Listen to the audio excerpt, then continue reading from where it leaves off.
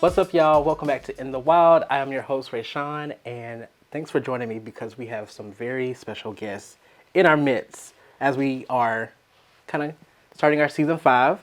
They are assistant directors for student life and engagement. Give a warm Jaguar welcome to LaSherrica Christian and Roberto Aragon. We're happy to be here. Woo woo. So getting started, how has y'all summers been? I'm sure it's been busy as y'all ready to Yes. get back into the swing of things on campus. So summers for us is full of planning. So from the time of end of the year celebrations to the beginning of July, we're like planning everything out. So detail by detail, how much does this cost? How much does this cost? What are we gonna do? What are students looking forward to seeing? So we have been in a busy season of planning and organizing. We also are putting little vacations here and there. Yeah. when we Of have course. time. For those who are unfamiliar, could y'all talk a little bit about the scope of student life and engagement and what your office is for and responsible for? Yes. So Student Life and Engagement, we create a lot of iconic moments for our students. So we love to create events and experience for our students to remember throughout their college journey as well as to tell after their journey is finished here. So when you look back over your college life, we would like to be a part of that and be like, oh, I remember going to a welcome back bash, or you remember homecoming? It was Blue Vogue. They had like a runway. So we just like to create those iconic moments so our students have some memories like no other. Yeah, I know. Also, in our umbrella of student life engagement, we have so many departments. So we have like student leadership, we have student organizations, we have fraternity and sorority life, we have civic engagement, we're in charge of the JSAC. So like, I know our department is always busy doing something for the students. So. Yeah, y'all are a very busy group of folks. How would you describe the overall impact that student life has on the personal development and growth for students? Because, like you mentioned, Roberto, like y'all do so much. So even thinking about our leadership programs, a lot of those areas we are providing students like the foundation of what does it mean to be a leader? Like, who am I? What impact do I want to leave not only on my campus but also in my community? So even going to the JSAT, like that's a lot of our students' first job. So what does it mean to be a student employee? What does it mean to report on time and to be in my, be in uniform? Also going over to fraternity and sorority life, like this is my first time being in a social organization. So who am I as a member? Who am I as a sorority sister or fraternity brother? So a lot of those transitional identities, I think we get to work closely with just as students are, going throughout college, trying to figure out who they are and what they stand for. Absolutely. Sherika, you're an alum. Yeah. Go Jags. Roberto, you're not, but it's I'm okay. not. We don't have to bring up where you went. But if you could go back in time and relive one memorable experience from your undergraduate journey, what would it be and why? Let me think. I would go back to like the basketball games when there was like the people that would paint themselves blue and like It was like the Jag swag. yeah, like Jag swag. I would go back and like instead of sitting on the side and watching it, I'll probably join them and figure out why don't we have a chant? How do we come up with a chant? How do we keep like our Jags going? Like how do we build our student section? Why don't we like I don't know, just kind of get a little crazy but not too much. So I'll go back to that point in my life. Okay. What about you, Roberto? Ooh.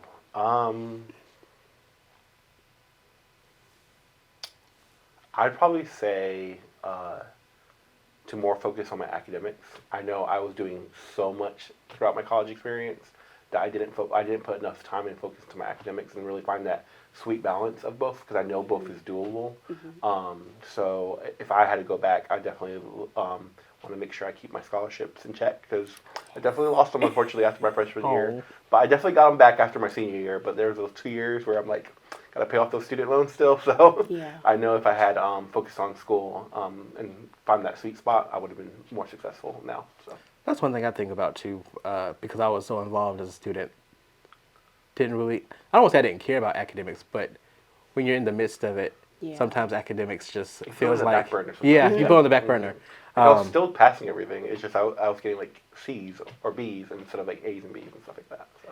Yeah, I definitely would have told myself like it's okay to say no to some of this stuff. Exactly. And like, Exactly. because it wasn't like I was just being super social. It was just like I was committed to so many things that I just didn't feel, Yeah.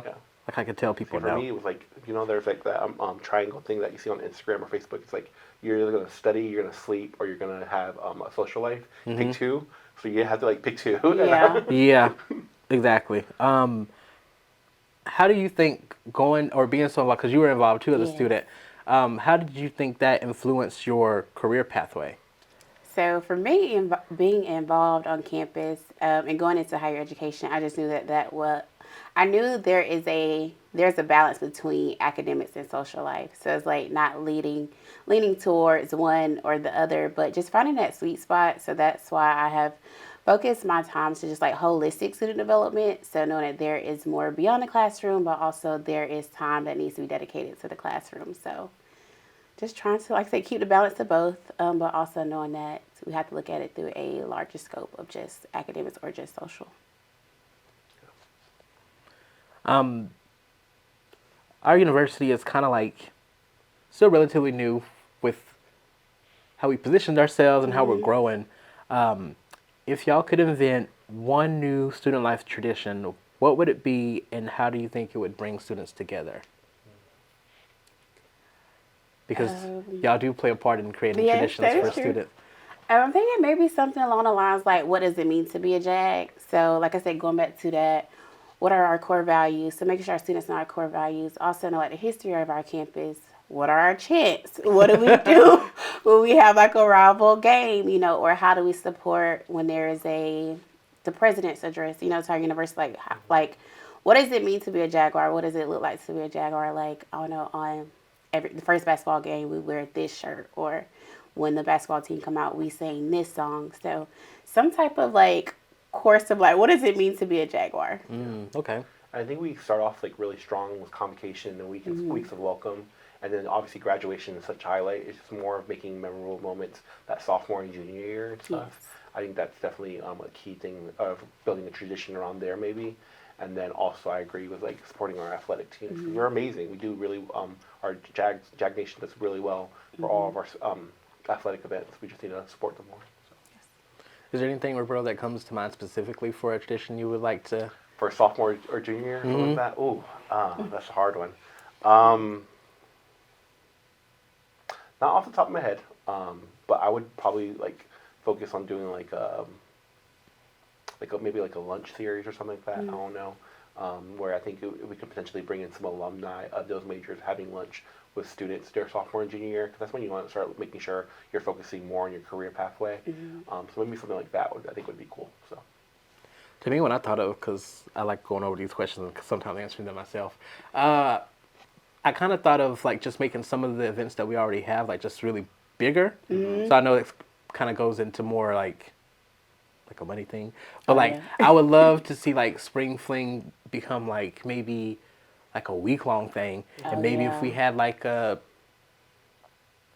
don't know, kind of like a bookend to like homecoming, where it's like, hey, we may have like a concert or something to where like everyone just knows like towards the end of the semester, when Spring Fling comes, we know it's That's like it, that yeah. like that's it, like that's the focus for that week. So something like And I that. think over time, those type of traditions will happen. It's just a matter of laying the groundwork, laying that foundation, and really getting there for sure.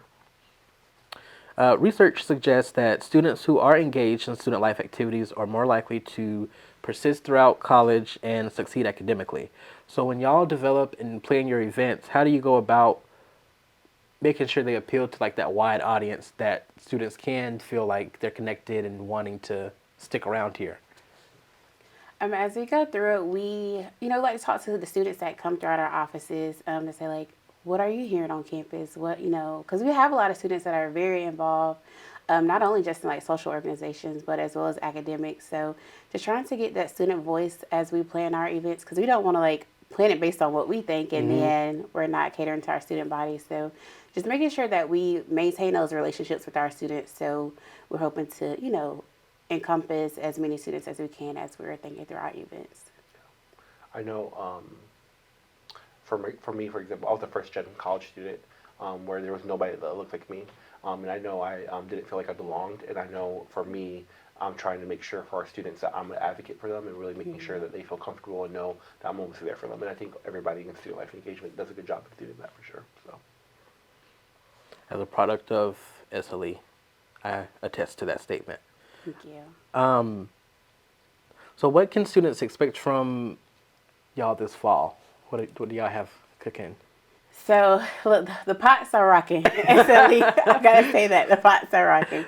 So we'll start out with we have some help with Lead Week activities going into Weeks of Welcome. So looking forward to our big Welcome Back Bash. Also, we got Club Fest. It's gonna be first year having 2 Club Fests. We'll have one on Somerville campus, and then one on our Health Science campus.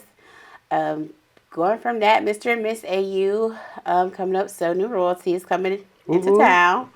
Then we have so much going. We have so much going. Pig outs. We have Jag Galas coming. So all of those in the fall. We have inauguration for our student organization presidents. So you getting your what is the little pendant saying that I'm a president. So we're excited for our inauguration. And then typically our fraternities and sororities. We have recruitment weekend for Panhellenic sororities. We have recruitment week for our IFC fraternities, and then we have Black Greek Letter Organization Week. So we have a week long full of events, and one of my favorite events that they do is our step show that they do every year. This is going to be our 3rd annual one, I believe. Yes. So we're really excited about doing that again because I know last time it was like standing room only in Maxwell. So. Out of those events, what would y'all say you're most excited for? I want to say Welcome Back Bash. It's like full of hype. I mean, from start to finish. Last year, Roberto and I was like running through the JSAC of trying to get our sports teams out. And if you see some of our athletes, they tend to tower over us. So, it's like, where are you? What sport are you in? So, I love Welcome Back Bash. Like I said, it's full of energy. Augustus is out there. DJ have Glow, had a whole glowcade in the Williams Ballroom last year, so Welcome Back Bash is my top one. Yeah, I think Welcome Back Bash is definitely one of my favorite, but if Mr. and Miss Augusta University is really good too. It was my first time really helping with the score counting and all that kind of stuff. But I think that was definitely it being a scholarship pageant, it being a preliminary pageant for the Miss Georgia competition. It was a really awesome experience of just being someone at the table helping crown the new winners and stuff. So I think that's probably one of my favorite events. I always love Pig Out. I think I'll always... Pig Out is one of them. Yeah. The food at Pig Out is always good. Always good. So switching gears a little bit, there's a documentary that has been going around for Bama Rush. Yes. Yeah. And Roberto, for you in particular, for working with fraternities and sororities on campus, I wanted to get y'all's hot takes on what was your impression of it. Yes. We'll start there, and then I got some follow-up questions. Okay. I will let Roberto go first. So I actually watched the documentary the day it came out because I was watching the buzz online, and I was definitely nervous because you don't know what's going to come out of the documentary. When I watched the 2-minute trailer, I was like, oh, this is going to be an expose on Bama Greek life and stuff. And I was pleasantly surprised. I thought the documentary was good. It was it had its funny moments. It definitely, I think it could have been more. I thought they really scratched the surface, and there's things I was interested that they discussed, but I didn't think that they dug deeper, as deep as they should have potentially. But I definitely think they gave a great general sense of what you would see on TikTok, potentially of what these students are going through or what their experiences are at a large SEC university and stuff like that. So I don't think their experience is true to the Augusta University experience for Greek life. I will say that too. So. Yeah, so last year I actually got the really cool opportunity to assist Roberto with recruitment weekend for CPC. So just seeing what it was in reality, and then seeing the clips in the documentary, I was like, there is a big difference, but it still is. Even looking at Greek life, it's really interesting to see how girls go through that recruitment process and how each organization functions, and just the pre-planning before you even go to recruitment weekend always blows my mind. Of in high school, these girls were ready to go to recruitment weekend. I'm I didn't even know what I was gonna put in my dorm room. Yeah. But like even from their junior to their senior year in high school, they are already like, I need to buy this, or I need to wear this, or what's in fashion for now. Because I feel like most of the girls like we're pretty much on the same like fashion trend as they go to recruitment. So I just found it very interesting that the pre-planning that they put into it is I think mind-blowing. social media definitely helps with that too, because Yeah. like OOTDs and all that kind of stuff. Oh, and, yes. Really deciding what you're gonna wear and making those TikToks and stuff like that. That really like blew it up. I don't think anybody expected it to be blown up like Yeah. that. But hopefully that generates like buzz of people wanting to like check it out and see if it's for them, you know. Because I truly think fraternity sorority life could be for everybody here at the university. It's just a matter of trying it, seeing if it's for you, kind of thing. Yeah, going off of your point, like I was really surprised to see how much work they do put in Oh, yes. and how much pressure those women put on themselves to, get into the sorority that, they prefer. And for our university, we don't have as many organizations as they do for their recruitment, but still, we still do have some girls that are Right, like, we yeah, do. I really want to do this. So how did Roberto, as someone who plans or helps facilitate that, like how do you help manage their expectations of like, hey, like you may or may not get in, but Yeah, you may, so- So we start planning way ahead in advance. So I feel like when you finish recruitment weekend for Panhellenic organizations, really you start that next like weekend, you start planning and stuff like that. Because it's definitely an experience. It's organized details, meticulous details, making sure you're following the schedule. And the thing is, like, the experience for student A is going to be completely different than student B. So their weekend might have like one party or two parties, the second round, third round, where somebody could be going to all three, where somebody's only going to one, or somebody gets released from recruitment. So really, it's just a different experience for everybody. Luckily, I know here at Augusta University, our numbers was that 95% of the women that went through the experience were able to find a place to call their home. So that's a pretty high number. It's actually better than the national average. So I think most students are finding somewhere that they belong with one of the three sororities. And all three of them have to do amazing work, amazing philanthropy work. But as far as, sorry, I forgot the question. What was the question again one more time? Yeah, I just wanted to, I guess, see how do you help manage their expectations Yes. of. Okay. So thank you. For Yeah. that. I was going to say, luckily we have a great Panhellenic executive board and also our Panhellenic orientation leaders kind of thing. We call them Rogamas. So they're kind of like a orientation leader that guides you through about the recruitment week and also like before and after, making sure you're finding your home and feel like you belong and stuff like that. So with them, and there's usually about anywhere between 14 to 20 student leaders, making sure they're trained, making sure they know what to do in different experiences and circumstances. Because like I said, everybody's experience is going to be different. So sorry, I rambled a lot for that one. No, I mean, I think that was a great response because for a lot of folks, they come to campus, they don't really think about necessarily joining a fraternity or sorority. For me, I didn't even know much about Augusta University's like fraternity and sorority life, so Yeah. I thought your response was helpful. I think like it's like honestly like there's a stigma of like joining a fraternity or sorority because of like what's in the Hollywood or what's in the movies or experiences that have happened at larger schools and stuff like that. And like honestly, our fraternities and sororities here are really doing so much for the community. There's a reason why almost over 100 students in the past spring semester made it on the dean's list with 3.5 GPAs or 4.0 GPAs or higher, or not higher than 4.0, but 3.5 or higher. And these are hard, rigorous majors. They're like going to dentistry school the next year, or they're biology majors, cell molecular majors, computer science majors, and they're doing well in their academics, but also like doing well in being part of the community. They raised over $25,000 for multiple nonprofits in the Augusta area. They're doing countless community service hours for the Augusta area. So they're really putting in the work, and really I feel like finding like things that you can talk about. When you're interviewing for a job, being like, yeah, one time I was able to fundraise over $5,000 for Boys and Girls Club or something like that. That's something that you don't think about sometimes because there's like that negative stigma of joining a fraternity or sorority, but it's truly, I don't believe that's here at AU. So do you believe that Augusta University has a machine? Ooh. If they did have a machine, I don't know about it. We're going to talk about Bruno. Yeah, I know. I don't know if a lot of people know this, but Trey Harrison went to the University of Alabama for either his undergraduate or his graduate degree. I'm not really sure. But he was telling us like a little glimpse of like what the machine was and stuff like that. I was like, yeah, I don't think we have anything like that here at AU. Or so we thought. Or so we thought, yeah. Well, then we know it. We just gonna keep it to the knowledge that we know we don't have one here. Look, this episode may not even air because I've talked too much. I brought it up. There you go. Cut it. Could you talk a little bit about our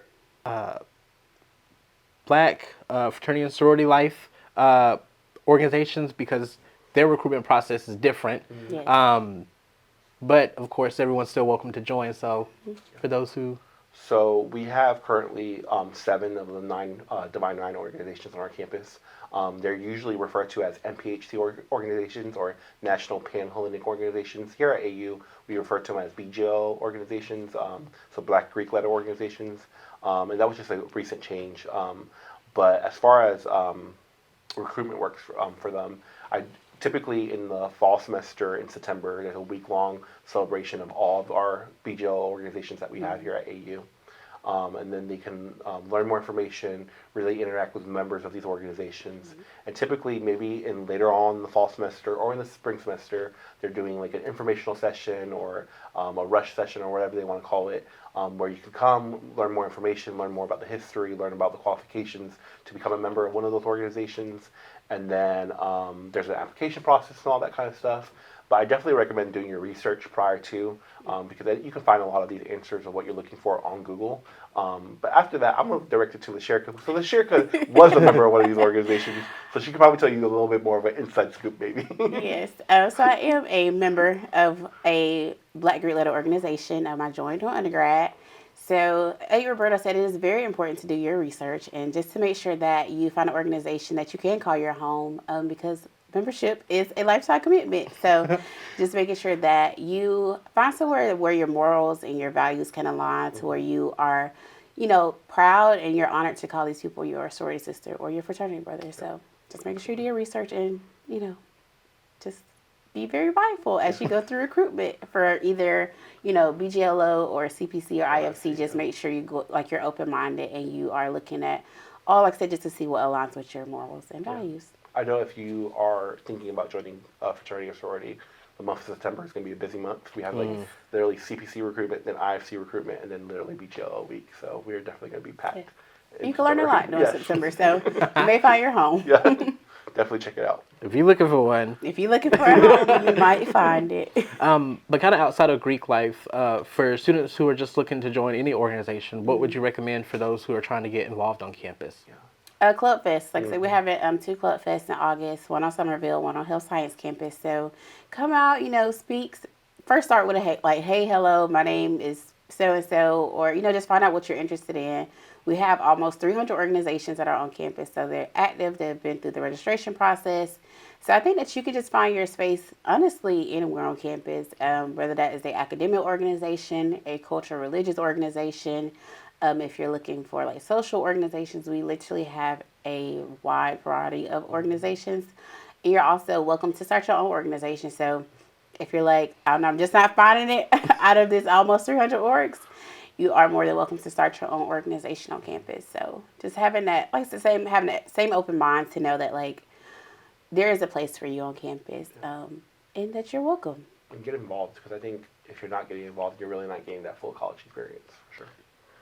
And last question, where can students go to learn more about all the stuff that y'all talked about? Yeah. So we have stall walls that are across campus. So you see these little, little flyer things that have all our dates and things on there. Just not from SLE, but from different organizations across campus or different departments across campus. Also, JAG Life. You can find all of our events in there. Also, if there are certain organizations that you're looking for, you can search for those organizations to see what events they have. We have digital signage, which is throughout the JSAC, so you'll see flyers and things pass by on there. And most of all, social media, our best friend, Instagram is definitely the one. Yes, we strive to keep our Instagram pages active, so just make sure you follow us on social media. All right, well, thanks y'all, and don't go anywhere because we will be right back with some more fun. And we'll be right here. Welcome back, y'all. We still have our very special guests with us because we're going to challenge them to the BFF test. You better pass. I hope so. So, the rules are fairly simple. I'm going to read you the question, and you are basically going to answer at the same time, hopefully with the same answer. Okay. And kind of like what I told y'all before, these are not basic questions, so, but you only have a few seconds to. What's his favorite color? No. All right, so are y'all ready? Yes, we will do it. We will do our best. Okay. All right. Well, for this one, because I know for the three of us, we love reality TV. So if you could create a reality TV show based on student life, what would it be called? The Real One. Housewives of Yep. SLE. Real Housewives of Of SLE. SLE. Yep. Okay. And honestly, added a little bit of MSC Campus Rec into Oh, that. yeah. Yeah. All right. Number 2. Imagine you have the power to organize a massive student life festival. Who would be the headline act or performer? One, No money? 2. No, money's not an option. Money is no object. All right, ready? 1, 2, 3. Beyonce? Beyonce. If money's not an option, Right, Beyonce's number one. You gotta go Beyonce. Rihanna's gonna be number 2. Let's add a little Drake in there. Or Okay. Taylor Swift, whoever. Number 3. What would be the ultimate student life hack that you wish you had known during your own college experience? 1, 2, 3. We got no money. I was gonna say balance yourself, so that was good. That's a wrong. That was wrong, but yes, we have to work with what we have. What you have. But Because that's all you got. No, for sure. If college didn't teach you anything else, it was how to make it with what you got. Right. Oh, this is another fun one. Number 4. If student life on campus had a theme song, what would it be? 1, 2, 3. I'll be there for you. Aww. Oh, that's sweet. I don't know no song. You know that? You know that French theme song, like "I'll be there." Yeah, So I Yeah. caught it. Okay. I'm glad y'all caught it. We'll be out BFFs. All right, this is probably a simple one. Number 5. What's the best part of your day? 1, 2, 3. I was Work the with coworkers. y'all. Yeah. Work with Aw. y'all. Yes. Coworkers, yeah. And last question. Number 6. What is one thing you hope every student at AU gets to experience? 1, 2, 3. Sense of belonging, I'll say getting involved. which I think is one and the same. Yeah, honestly. so like just finding your space on campus and like knowing that you are part of the Jaguar family. And then you're gonna feel like you belong. So, Yes. yeah. We play off each other. It goes together well. I'll allow it. The judges You put allow a it. semicolon and put it together, it's one complete sentence. Well, thank y'all so much. I really appreciate y'all taking the time to chat with me today. And for Thank you for everybody having us. watching out there, I hope you get involved in some sort of way on campus this fall. So, thanks, y'all. Sounds good. Thank you Thank for you. having us. Most of all, go Jags. Go Jags.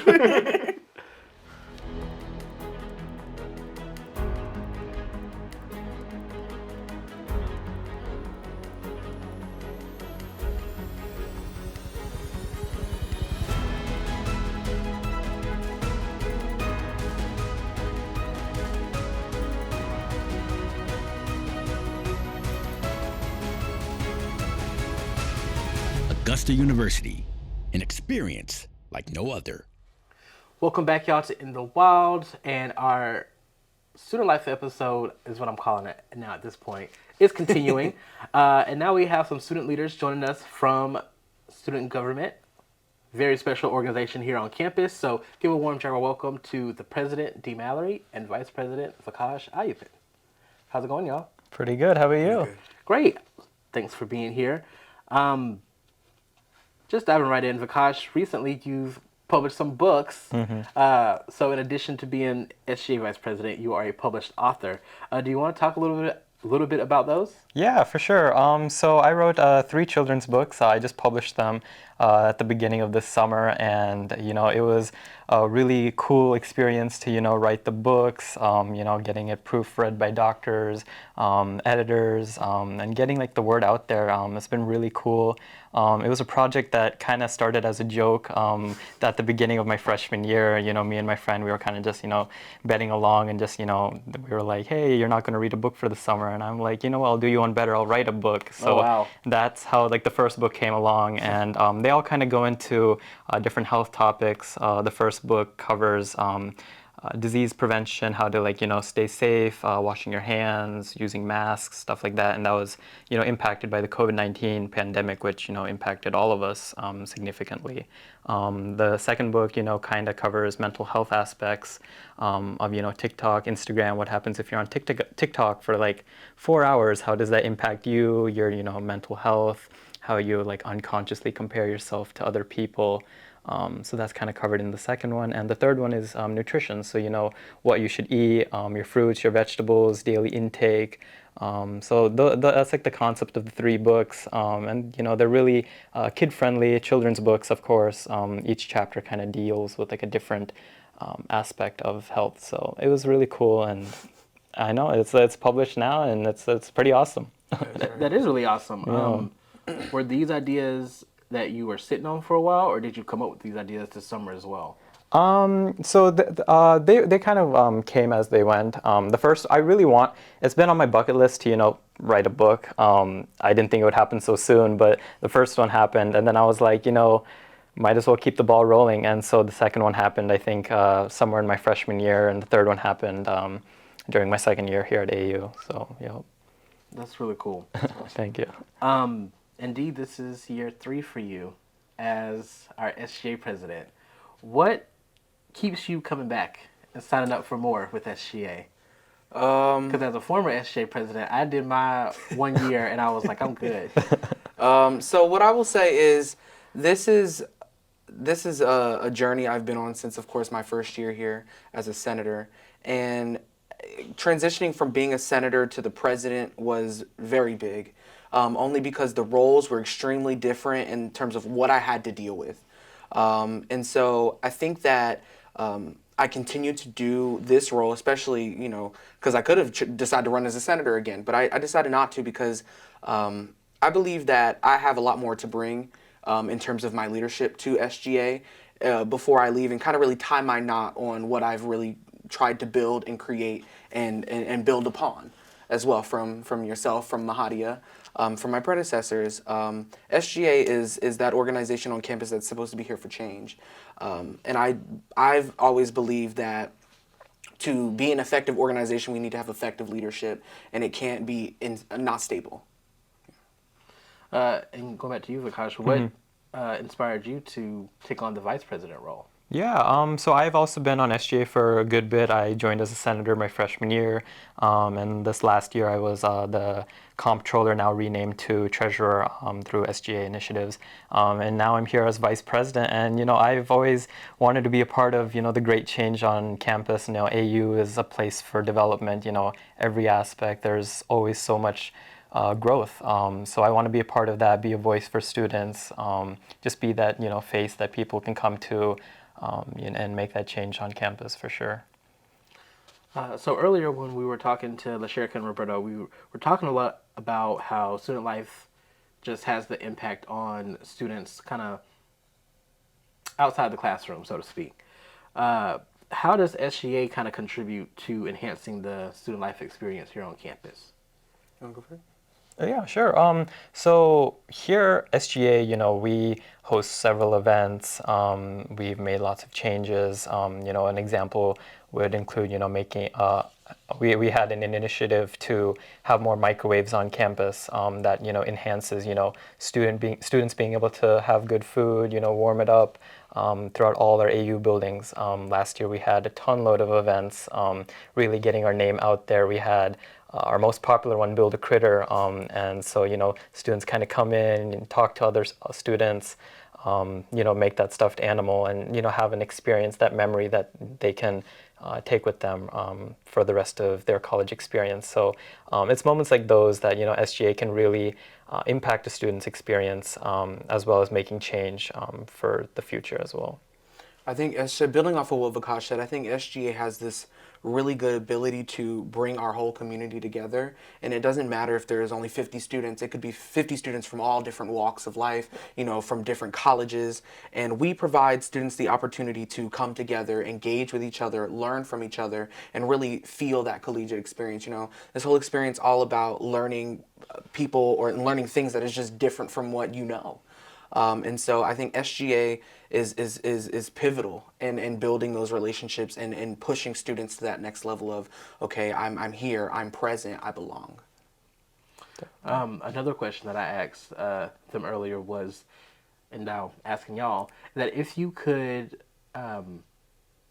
create one tradition for Augusta University, or I guess in y'all's case, if SGA could create one tradition for the university, what would it be?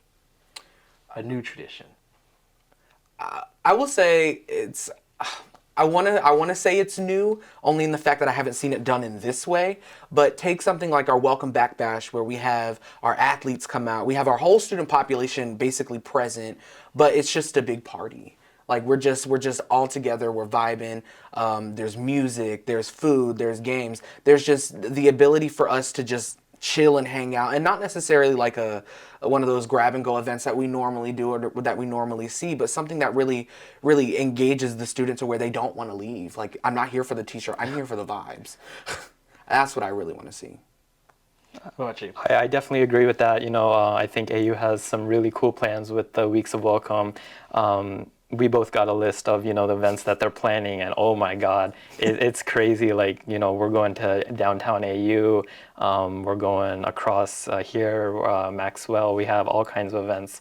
They have all kinds of events planned, and so I think that's going to be a really cool tradition to see going here on out, really bringing this new students in, returning students as well, and kind of kick off starting the year for sure.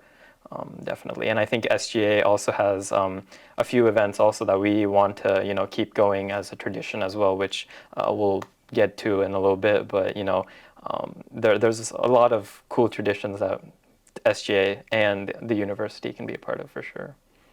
And kind of going off of that, because Weeks of Welcome is a very busy time, probably the busiest time of the school year. But how does SGA kind of work with our other student organizations to kind of create that community that you mentioned earlier? So I will say in the past, there has been a lack of that communication. In terms of really making sure that the other presidents of the organizations know that we're here to support you. One of our main functions is to provide funding, to provide you a voice. And so I think being able to bridge that gap between those presidents is what we are planning to do moving forward. And like Vikash said, we have one event that we're trying to push this year called the State of Jag Nation Address, which kind of gives our whole student body an ability to come and speak with their student representatives, state their voice, state their opinion, but also learn what's going on behind the scenes. Because, and this inspiration came from Dr. Keel's State of the University address. Lots of students don't really attend that. I was one of the few students in attendance, but the information that you gather from those events is remarkable. Like, you learn so much about where we're going, where we were, where we're at now, and where we're going in the future. And that's what we want to provide to students. And I think that we need to have that effective, we need to bridge that gap to have effective communication with the other presidents so that our whole student body knows what's going on. Because I have noticed that if you're not in one club, or if you're not in two clubs, you're in one club. You know what I mean? You're in something somewhere here. Yeah, a lot of people are involved in something, like you said, in some capacity. Even when I was SGA president, I remember that kind of being like a similar issue of like, how do we get information of what's happening from the university to students, because typically they aren't going to want to necessarily show up to certain things because they're busy with other things, and so it may not affect them as day to day as they think. But it's like, hey, if you spend time kind of just learning about what's happening on campus, using your voice, talking to your SGA representatives, a lot of work can get done. Yes. I agree. So for y'all, I guess, how do you kind of address that challenge of kind of building connections with students who aren't as involved as you'd like them to be? I think it's really making ourselves extremely personable. I don't want our student body to think that we are just the student government. Like we're just a group of people who meet, talk about issues, and then we leave, and then we come back, and then do the same thing every other week, but nothing's getting done or nobody knows about it. I want us to be in everyone's faces, kind of without better words to say that, but I want everyone to know that we are here, we are with you, we are working with you, and we want to work with you. We have an amazing group of senators right now who are excited to do their jobs, who are excited to represent our students, and I think that moving forward, it's really important that we as the executives convey that message to them as well, that we do need to be personable. We need to have these conversations. We can't just have them take a survey and keep a step, and we need to talk. Yeah. We need to engage so we know what's truly going on. Yeah. Can you share any like success stories or highlights from this past year that just really made y'all proud? Vikash, I have one particular I'm thinking. You do yours, yeah. So I won't necessarily say that it was an issue brought up to the SGA, and we worked for months on months on months, especially the Academic Affairs Committee in the Senate. They worked on trying to get ASL classes, like an established course here for students to take as part of like one of their languages in their Area F curriculum. And so we worked. Of course, we got to that stopping block there's always a stopping block where we get we'll let you know or something like that. And so we just sat on it.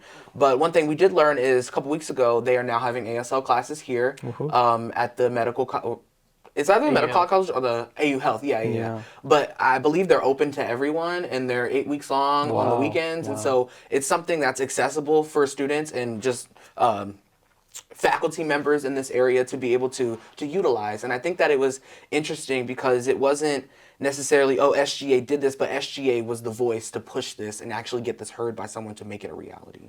That's awesome. And going off of that, the diversity and inclusion committee, we had an initiative to bring prayer spaces, meditation rooms to campus, and so they've been going off of that for a long time since I think the idea came up in August or September, and they were going on working with upper admin, working with the D&I office, and we ended up getting some temporary spaces for prayer rooms and meditation.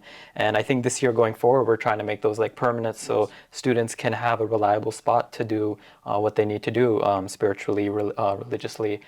So that's a really great initiative by SGA for sure.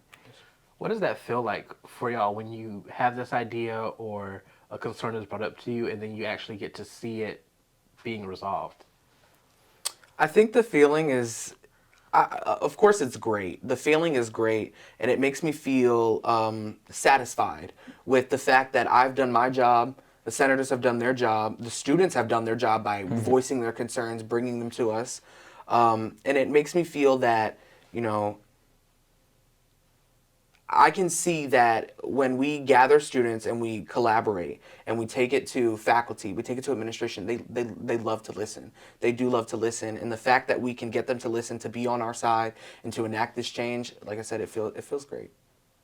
It's a proud moment. It's like, we worked as a team, we worked so hard, and it finally pays off. Like, it doesn't really get any better than that. Something that you had on paper is now an actual reality of the school, of whatever we're trying to do. So it's always a great thing to be a part of. Even if I didn't play a role in it as much, or if I did play a role in it as much, SGA, students, everyone's coming together. We got students, pitching their ideas, getting the actual works done, communicating. It's a great team effort for sure, and it always makes everyone really happy at the end of the day. Building off of that, I think one thing that makes the feeling so much more greater is the fact that SGA is one of those organizations where, like our advisor likes to say, you plant the trees that you don't get to see grow. But when you are able to come together and work effectively, you are able to watch those trees grow. And even if you are all working together on a tree that's not going to grow until like 5 years from now, it's still the fact that you got together, you worked on it, and then when you come back to visit as an alumni, you see that change has been enacted, and then it just makes you go, wow, like we really did that. Right.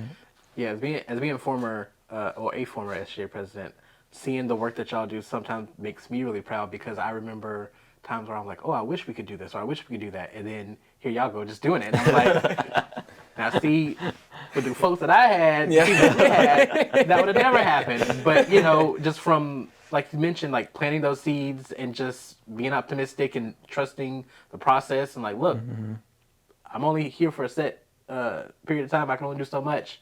Right. In your case, you're here for a while, so you were able to do a lot more than me. But yeah, that is a very like proud, like a humbling, humbling like win type of moment. Switching gears a little bit to, I guess, a lighter question, because I'm just curious to pick y'all's brains on this one. Now, with SGA, you meet often with each other, like individually, like one-on-ones and in groups and all that good stuff. If you could invite any historical figure to be a part of an SGA meeting, who would it be and why? Can it be historical or just anyone in general? It could be anyone. Anyone? You know, wow. You know, I would say someone with like high influence, high power, someone that's kind of in the media right now, you know, Elon Musk, for example. You know, we bring him out here and, you know, you pitch him such a great idea. Who knows? Like, anything can happen. Like, we tell him, you know, we want a new building for students. Boom. 10 days later, we got a whole crazy building. But, you know, someone with, like, great immense, you know, responsibility, power, being able to, you know, a positive leader in the community for sure. So someone like Elon Musk or, you know, someone, Bill Gates, for example, you know, they're doing great things for the community. Lots of things are, you know, unseen by these top leaders. You know, they donate millions, billions, and they don't even say a word. I'm like, so those are the kind of people that I would love to, you know, see, be a part of on SGA, having at our meetings. So, it's going to be funny. Why am I, do y'all know Eric Mays? Now, why would you invite him to an SGA meeting? Because I think Eric Mays has this personality. You know, he does his own civil work in public service, and I think Eric Mays has this personality where he takes no BS, and it's like he will call anyone out on their nonsense, and that's something that like we do it kind of cordially in meetings, but it's not. Eric Mays don't care. Eric Mays don't care, and I will say there are sometimes we are in meetings where we'll go over time because we're discussing an issue that was 20 minutes ago. Yeah. But if Eric Mays was there, it'd be over with. Well, hopefully they aren't as intense for him to have to be as intense. But you should have seen this last session. But yeah, I know how things can be. So I can relate. Okay, so how would you think?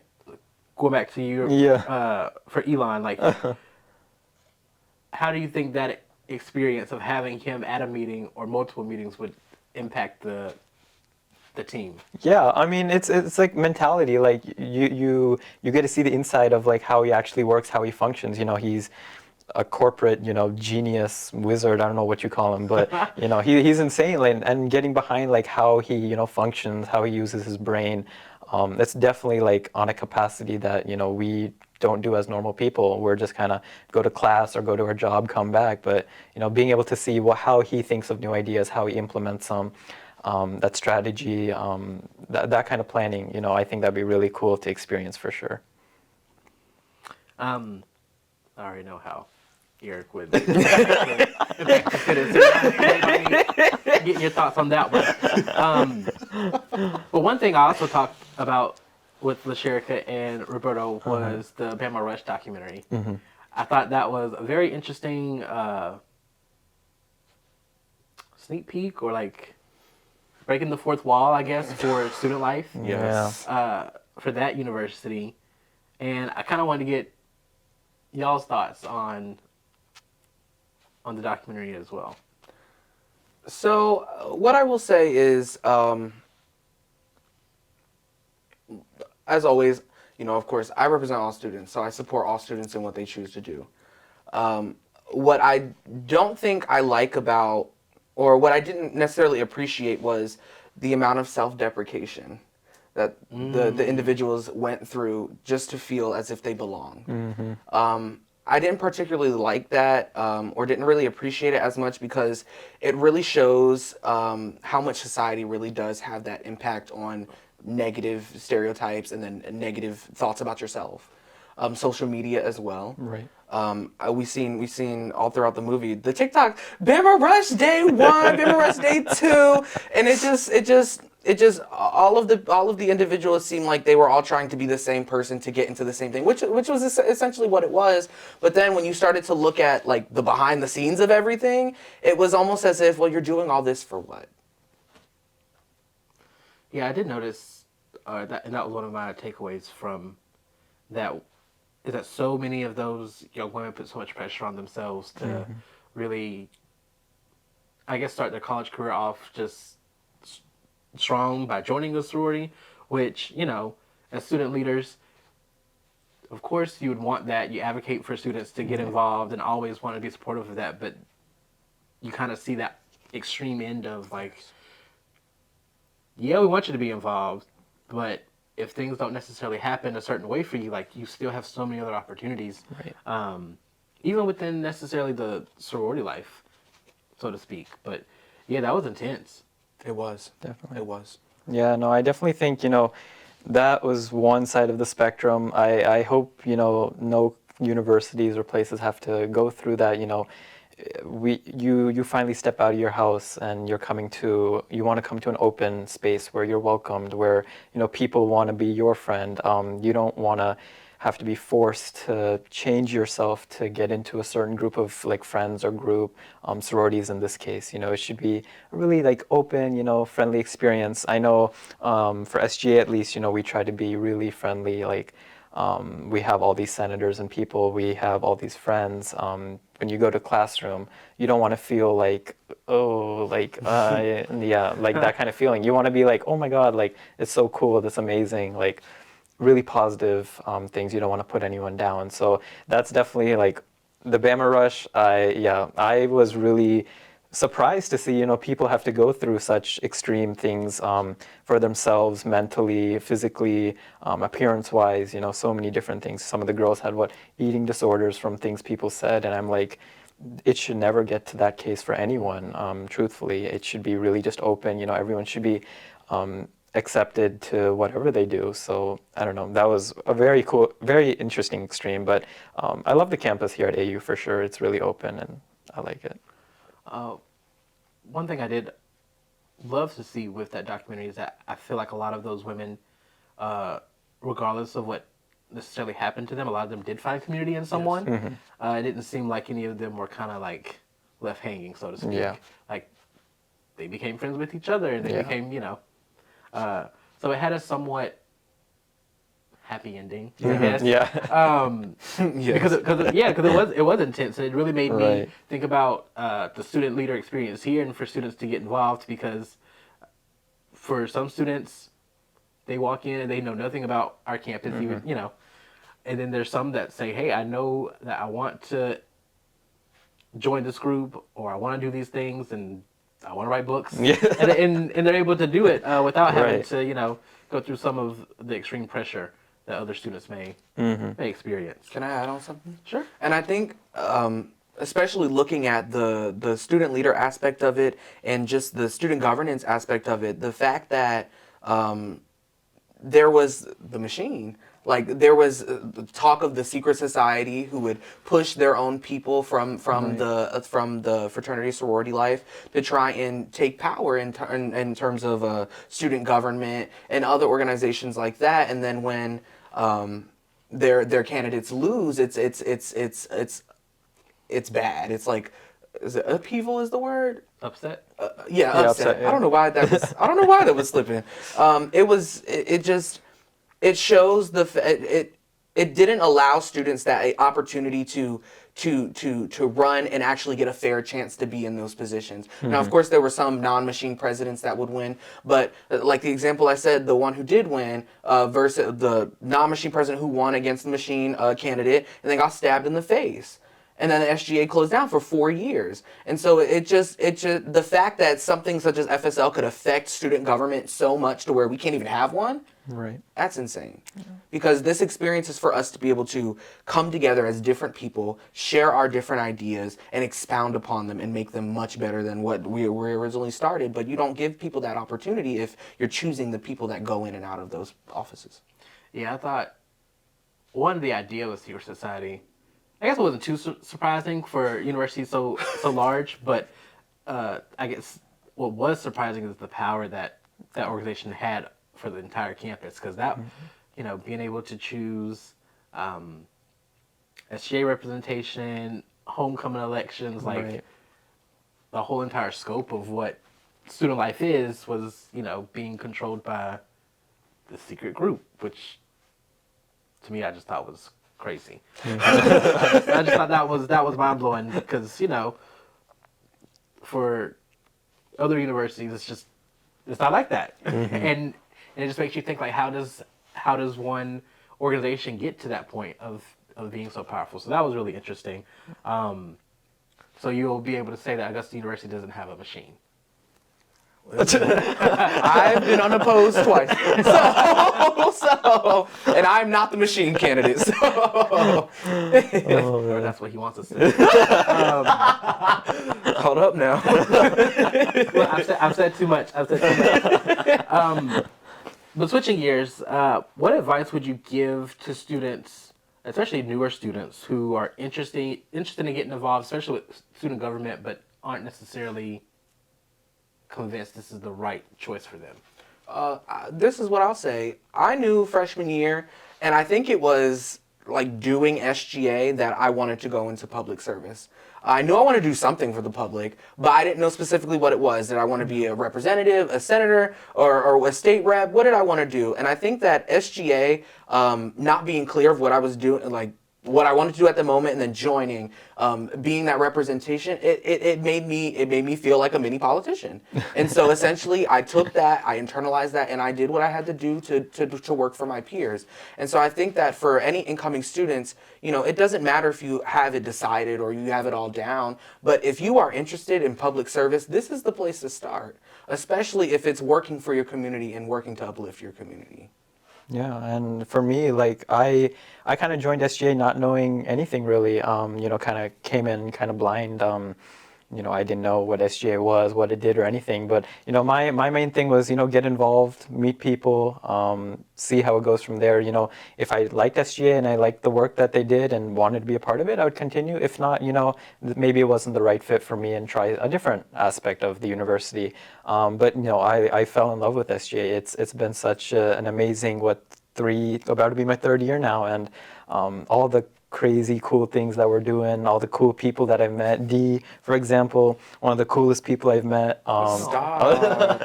No, You're the for coolest real, person yeah. I've ever met. You a published author. No, Hold up now. no, for real though. But like Dee's like an awesome president, doing all of these cool things, being such an amazing leader in the community, in our events. Dee, as well as all the other people, doing amazing things. So my main thing is get involved, meet as many people. Some things are fit, some things aren't. You just go from there, go with the flow. And it's okay to not have it's okay. I want to join this club. You go to the Exactly. one meeting and it just doesn't click. That's Exactly, okay. yeah. Go to another club. Exactly. It'll click. Yeah. It'll click at some point. Something will click. Yeah, I think that's probably one thing that I always recommend to students is just like it's okay. Like you're not gonna necessarily love every single experience that you have, but don't let one experience discourage you from trying different things. Like you said, if one club doesn't work out, try another one, make your own. Yeah. Make your own, especially here. Keep going to events, keep doing Yes. things, keep Yeah. keep being involved, and at some point you'll Exactly. end up where you need to be. Yeah. Yeah. Yep. So last question for y'all: what can we expect from SGA this fall? Oh man, we got We a lot got a couple planned. things coming. Our main thing is the Jaguar State. The Jag Nation. Jag Nation address, and that one's going to be, our main kickoff event for SGA. We're going to have our leaders do like speeches. We're going to probably have some food out there as well, and we're just going to make sure students know about all our SGA events, what we do, things that we're planning to do, things that we have done, and that'll be at the amphitheater on September 6th. So that's going to be our main kickoff event. So we're really excited for that coming up soon. We're also introducing a new thing called committee hearings.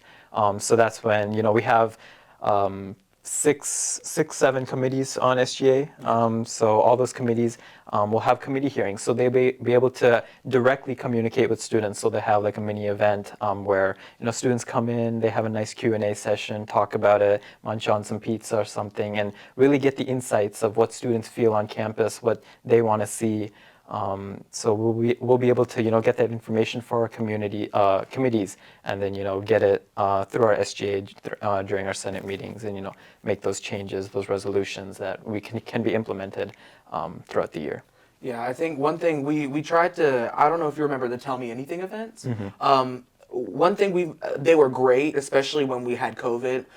My predecessor Mahadi did an excellent job of establishing something to take that feedback during the times we were so virtual. But what we have seen, especially in this past year, is if we are asking students like a genuine question that requires you to type like an answer, we'll get not the best answers. And so we've realized that from that, we can't really do too much. Especially if they're the same thing, especially not applicable. So the committee hearings are supposed to take that to another level. Of course, still providing students that opportunity to get some food, to engage with us, and then we'll also invite specific faculty members in terms of I know academic affairs wants to work on syllabus repository, wants to work on professor evaluations, and so we'll get hopefully the provost to come speak for us and give some insight as to how that looks on his end, so that when they're making that legislation, those resolutions, they know who are their allies, who are not, and what is the actual process that's going on that we need to take to make this fulfilled. So the committee hearings are supposed to take that Tell Me Anything event to the next level. Definitely. I think that's going to be a great idea, because that's one thing I noticed as a student leader, is that a lot of students, as you can imagine, they just don't know how things work on campus. And so for me, when I was president, I would sometimes say actually, guys, we don't need to write a bill or do a resolution. Just call. We can, let's just Email. Yeah, let's just send an email. Let's just before we try to draft this petition or anything like that. Yes. Have we talked to them to let them know that this is a concern? So yeah, teaching students how things work is such a big initiative. Yeah. Is there anything else that y'all are excited for this fall? I know. So one of my responsibilities as vice president, is to make those external connections with the community, with the rest of our university. And one thing that came down my alley is Paceline. So Paceline is a really big community event. We have it fundraises money for cancer research for our Georgia Cancer Center here at AU. And so Paceline wants to make it big. They want to make it huge. So they reached out to SGA. And they were like, how can we, get students involved in Paceline? How can we, really get that out there? So, SGA as well as, the Office of the President, all the upper admin, were all kind of coming together to create a strategy to get Paceline out for our students, for our faculty, for our staff, and making sure that everyone can be involved in making a change for cancer in their Pace Day event that they have October 15th. So that's one thing that SGA will be heavily involved in for sure, and we've had tons of meetings so far, and that's something I'm looking forward to for sure. Building off of that, SGA is. I'm trying in this year's administration. I'm trying to focus on a few key issues that I feel we need to address, and one of them being food insecurity on our campus. Food insecurity faces a lot of college campus students. It's a whole thing. It's a whole thing. And so one thing we're trying to do is really I'm trying to open up a pause pantry at UV so that those students have access there. We're trying to get our events tailored to where, okay, we'll have this is our main event, but on the side, please bring some donations for Pause Pantry, maybe get entered into a raffle, different things to incentivize students to support their community. Because Open Pause Food Pantry is, they'll go through times of having a large supply, but then as the school year goes on, they don't get as many donations and it dwindles. And they know that it's needed because it's dwindling fast. And so that is something we're trying to focus on. And then also diversity, equity, and inclusion. I don't know if you remember, but SAC. In SAC, we're currently working on a resolution to make sure that the USG upholds our standards of diversity, equity, and inclusion. We see in states around us that they just don't care anymore. And so the SGA presidents in Georgia, we said no. we're not going to take that, and we're going to make a stand. And so here on AU, we are going to do it on the microcosm, and we're going to work here to make sure that our practices are always up to the standard, to make sure everyone is, to make sure that our community is diverse, equitable, and accessible to everyone. Thanks, Sean, for being here. Of course. Super excited to see all the successful things that y'all will be accomplishing this fall. Yay. Hey, thank you so much. Thank you so much, Rashawn.